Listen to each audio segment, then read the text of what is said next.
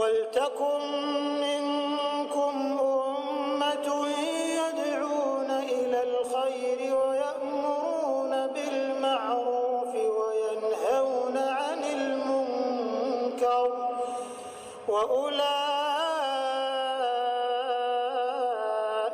هُمُ الْمُفْلِحُونَ. Ibrahim punya berapa anak? Ibrahim punya berapa anak yang dikenal? 2. Ismail sama? Yang mana yang tua, yang mana yang muda?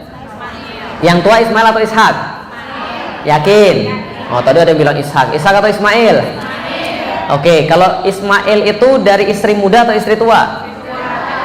Istri muda atau istri tua? Bagus. Oke, perhatikan baik-baik. Ismail dari istri yang muda, yaitu namanya Hajar. Sarah itu istri yang tua. Ceritanya Nabi Ibrahim nikah sama Sarah, belum punya anak. Ketika belum punya anak, Sarah menikahkan lagi suaminya dengan hadiah dari Raja Mesir, yaitu adalah namanya Hajar. Setelah kemudian nikah sama Hajar, punya anak namanya Ismail. Setelah punya Ismail, baru dapat anak daripada Sarah. Ketika dapat anak daripada Sarah, maka Ismail disuruh bawa ke lembah Makkah. Jelas sampai di sini? Oke, nggak dijawab semua ini. Justru yang dijawab, keturunan yang jadi nabi bukan dari keturunan Ismail, tapi dari Ishak. Dua-duanya muslim. Ini kita baca di dalam Al-Quran, dua-duanya ngaku muslim. Rabbana waj'alna muslimaini lak, kata Ismail. Ya Allah, jadikan kami berdua adalah kata Ibrahim, jadikan kami berdua, saya dan anak saya Ismail, muslim. Sama kayak orang Ishak berkata, qalu na'budu ilahaka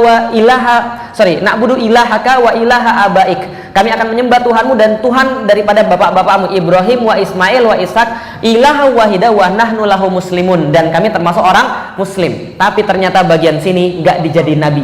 Yang bagian sini nabi semuanya. Yang bagian sini nabi semuanya. Ishak keturunannya jadi nabi. Siapa namanya? Ayo lo. Namanya siapa? Yakub. Yakub anaknya ada yang jadi nabi lagi, namanya? Oh, paling tahu Yusuf karena ganteng. Makanya ibu-ibu kalau lagi hamil doanya, bacanya surat Yusuf supaya anaknya, mau saya kasih tahu Bapak Ibu sekalian, orang ganteng tuh banyak masalah sekalian. Jadi mikir-mikir lagi kalau mau berdoa. Contohnya siapa? Ya di depan Bapak Ibu ini, ganteng banyak masalah Bapak Ibu sekalian. Dipersekusi kan ya, difitnah. Yusuf kan begitu. Nah, jadi orang ganteng tuh banyak masalah. Salah input, ya jadi kira-kira gitulah. Nah, Ishak dan Ismail. Ismail nggak ada jadi nabi, yang jadi nabi semua dari kalangan Ishak. Tapi beda. Apa bedanya? Kalangan Ishak jadi nabi, tapi bukan untuk seluruh manusia.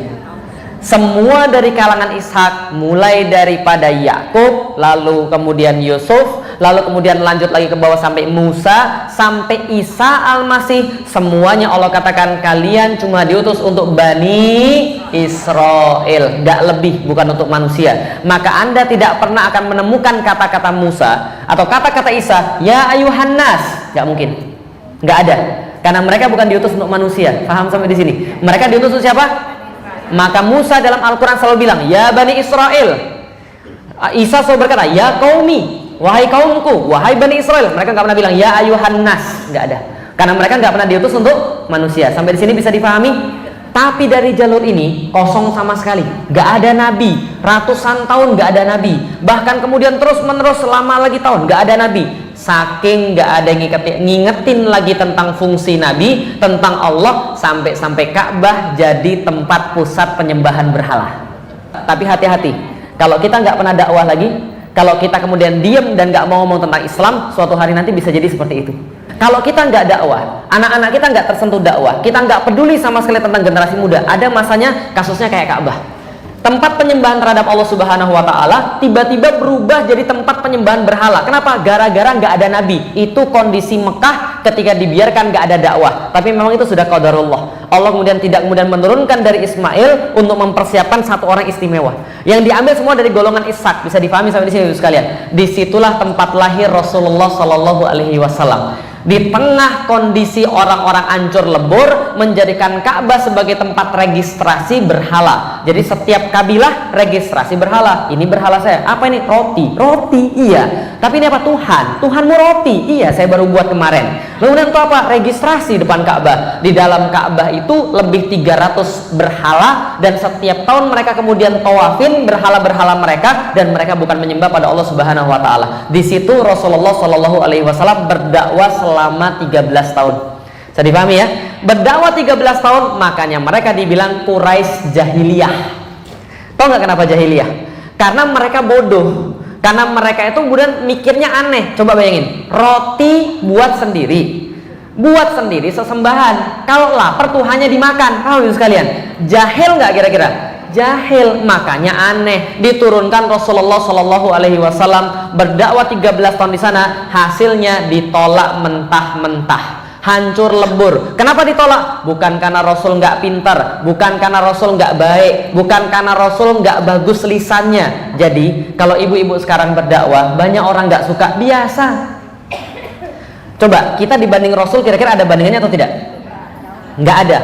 Tapi Rasul dilempari kotoran, Rasul dicekik lehernya karena dakwah, Rasul dimaki padahal nasabnya paling bagus, akhlaknya paling bagus, tapi dimaki orang. Felix Yao siapa? Ibu-ibu siapa? Kalau Rasul digituin, lantas kalau kita mau dakwah nggak digituin, lantas kita siapa? Baru kemudian difitnah dikit, itulah memang jalannya. Paham ibu sekalian? Setelah kemudian dakwah 13 tahun nggak menemukan kemudian pengikut kecuali cuma puluhan orang saja, malah bertambah-tambah kemudian siksaan bagi Rasulullah Shallallahu alaihi wasallam. Terakhir, bagaimana ceritanya?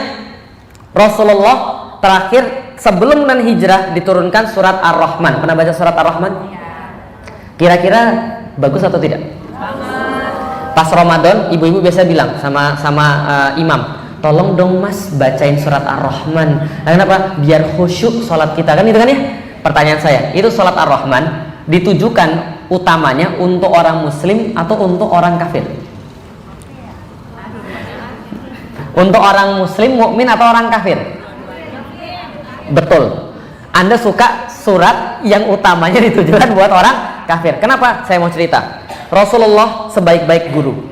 Rasulullah bawa kurikulum sebaik-baik kurikulum. Dia berdakwah di Mekah 13 tahun, tapi nggak diikuti kecuali puluhan orang. Kenapa? Orangnya bebal banget orang-orangnya.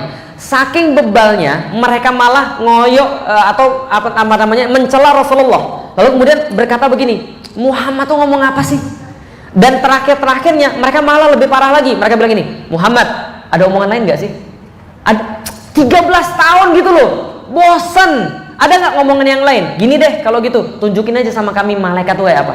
Kami mau lihat jenis kelaminnya laki-laki atau perempuan. Kalau nggak Allah deh sini ngomong sama kami. Kenapa Allah nggak mau datang pada kami? Atau Allah nggak rubah kemudian bukit itu jadi emas? Kenapa Allah kemudian bersembunyi gitu aja? Kalau nggak gini deh, teasernya surga dan neraka ada nggak? 30 detik aja. Di YouTube ada nggak di-upload? Kira-kira gitu lah kalau orang zaman sekarang. Ngejek Allah, ngejek Rasul, menyakiti Allah dan Rasulullah, menyakiti Rasulullah dan mengejek kaum muslimin. Itu bertambah bebal mereka. Dalam kondisi sebebal-bebal itu, Allah menurunkan surat Ar-Rahman. Kenapa? Karena surat Ar-Rahman itu diturunkan pada orang bebal. Diturunkan pada orang jahil kuadrat. Tahu nggak bedanya orang jahil sama orang bodoh? Beda orang jahil sama orang bodoh, tahu? Orang bodoh diajarin ngerti. Orang jahil keras kepala itu adalah gabungan antara namanya bodoh dan keras. Kayak abu-abu di TV itu Bang, itu gabungan di antara keduanya. Diajarin pun nggak akan pernah mengerti. Lah kenapa? Karena mereka memang bebal. Nah, kondisi orang-orang Quraisy begitu. Diturunkan surat Ar-Rahman. Pertanyaannya, apa yang Anda paling ingat dengan surat Ar-Rahman? Fabi ayyi ala'i rabbikuma. Diulangi berapa kali ibu sekalian? 31 kali. Itu bukti Allah lagi ngomong sama orang yang bebal. Kenapa? Karena orang yang bebal nggak bisa diomongin sekali aja. Pernah lihat anak kecil yang sudah kecanduan game? Muhammad makan, dia diam aja atau langsung datang? Muhammad makan, datang aja atau diam? Berkali Muhammad makan baru turun. Nah, ibu sekalian. Lah kenapa? Karena orang yang lagi bebal nggak cukup diomongin sekali. Allah ngomong dalam surat Ar-Rahman, Allah ngomong pertama kali Ar-Rahman bagi orang menyakiti Rasulnya, bagi orang yang mencela Allah, bagi orang yang mau Allah Subhanahu Wa Taala dan agama Allah. Allah masih sayang sama kalian. Ar-Rahman, Allah Maha Penyayang. Kalian mau nggak balikan sama Allah? Kalian mau nggak balik lagi sama Allah? Allah masih membuka kesempatan. Allah kemudian ngerayu mereka. An-najmu wasyajaru yasjudan, dan seterusnya. Allah ngerayu mereka, mau nggak kalian kembali pada saya? Dan Allah ulangi, fabi ayyi ala'i rabbikuma tukadziban. Ibarat kalau seorang perempuan yang putus asa ngomong pada anaknya, ibunya bilang sama anaknya, nak, mana lagi yang ibu nggak kasih pada kamu? Nak, mana lagi yang ibu nggak penuhi kamu? Kamu kok bisa-bisanya gini? Ibu kasih rizki, kamu malah kemudian kurang ajar sama ibu. Ibu lembut sama kamu, ibu yang ngajarin kamu segala macam. Kamu sakit, ibu yang kemudian ngurusin kamu. Kamu malah kemudian bantah sama ibu. Fabi ayyi ala'i rabbikuma tukadziban. 31 kali. 31 kali yang terjadi malah orang-orang Quraisy bilang, Muhammad benar harus kita bunuh. Muhammad benar harus kita bunuh. Lah kenapa? Annoying, ribut aja. Ini parah nih orang, kita bunuh aja. Mereka berkumpul mau membunuh Rasulullah Shallallahu Alaihi Wasallam. Tapi satu orang bilang, jangan dulu bunuh Muhammad. Saya punya cara. Gimana? Saya akan negosiasi sama dia. Datanglah orang ini mengajak negosiasi pada Rasulullah. Bilang begini, Muhammad, gini aja. Saya tahu kita beda. Saya tahu Tuhan kita nggak sama, tapi mbok ya jangan berbeda, kan bisa disatukan, win-win solution aja. Gimana caranya win-win solution? Gini aja, setahun kamu nyembah Tuhan kami, setahun kami nyembah Tuhan kamu. Bagus nggak? Setahun Muslim nyembah Tuhan kami, setahun kami nyembah Tuhan kamu, Allah. Kira-kira bagus nggak? Kalau Rasul bilang bagus juga, ini adalah kerjasama yang menguntungkan. Kalau Rasul bilang begitu, habis semuanya. Yang jawab bukan Rasul, yang jawab Allah Subhanahu wa Ta'ala. Apa jawab Allah? Turun surat Qul ya ayyuhal kafirun. Qul ya ayyuhal kafirun la a'budu ma ta'budun wal antum a'biduna ma a'bud wala ana a'bidum ma abattum wal antum a'biduna ma a'bud lakum dinukum. Jangan, kata Allah, wahai orang-orang kafir, kami tidak sembah yang kamu sembah, kamu tidak sembah yang kami sembah, kami tidak sembah yang kamu sembah, Tuhanmu, Tuhanmu, Tuhan kami, agamamu, agamamu, agama kami. Pas saya masuk Islam, saya belajar surat Al-Kafirun, saya bilang ini, ngapain sih diulang-ulang? Bukannya cukup sekali aja ngomong bahwa kamu Tuhanmu beda dengan Tuhan kami beda dengan Tuhanmu. Tapi kenapa diulang-ulang 2 kali? Rupanya karena sebelum ayat ini turun, orang kafir Quraisy juga mintanya ditukar-tukar. Paham ya sekalian? Setahun kamu nyembah Tuhan kami, setahun kami nyembah Tuhan kamu. Kata Allah tidak. Tapi coba lihat baik-baik, orang Quraisy aja bilang agama nggak sama. Tapi orang Indonesia lebih kreatif daripada orang-orang Quraisy. Paham ya sekalian?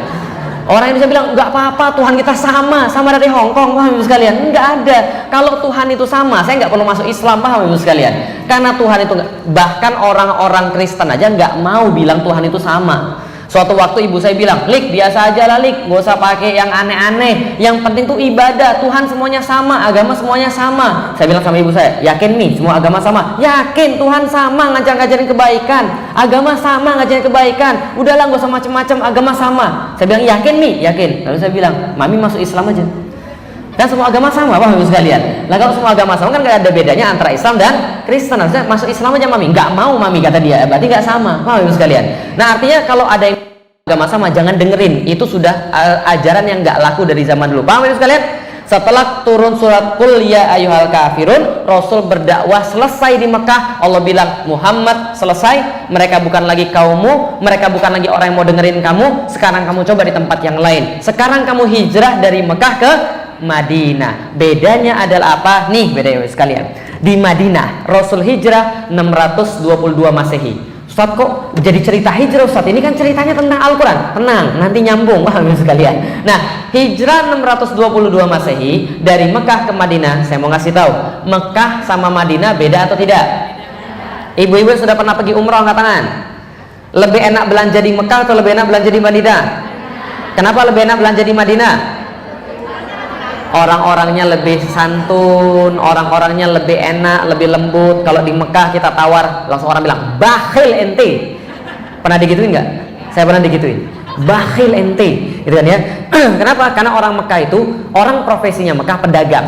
Kalau orang pedagang mau enggak, mereka nggak biasa ditawar orang, mereka nggak biasa kemudian berlaku lembut, maka mereka sangat kasar. Itu ciri-ciri orang Mekah. Tapi kalau sudah baik banget, itu ciri-ciri orang Mekah. Mereka kasar karena mereka biasanya pedagang, mereka sudah banyak lihat orang. Beda dengan orang Madinah. Orang Madinah itu petani.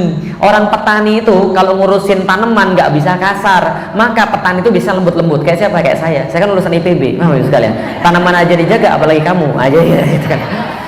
Orang Madinah lembut-lembut. Ketika orang Madinah lembut-lembut menerima Rasulullah SAW,